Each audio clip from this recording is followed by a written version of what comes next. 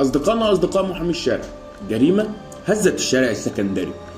ألقت قوات الشرطة القبض على المتهم بقتل 7 أفراد وإصابة 8 مساء الثلاثاء بعد أن فتح مواطن النار على أسرته في دائرة قسم شرطة سان الرمل بمحافظة الإسكندرية.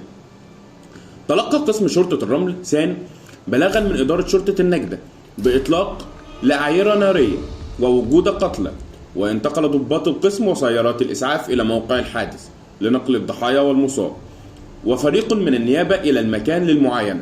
وتبين مواطنا أثناء جلسة صلح بمنزل أسرة زوجته في منطقة أبو سليمان في حي شرق الإسكندرية فتح النار على أبنائه وزوجته ووالدها ووالدتها وشقيقها أثر خلافات زوجية. اسفر الحادث عن مسرح كل من زوجته نورهان ووالدتها سماح ووالدها محمد وشقيقها أحمد وأبناء الأطفال وعد وأسيل، وإصابة ابنه الرابع ياسين البالغ من العمر 8 سنوات، وجرى نقله للمستشفى في حالة خطرة.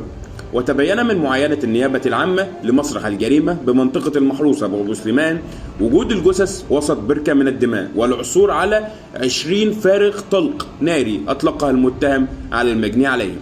رحمة الله المجني عليهم وأسكنهم الله فسيح جناته.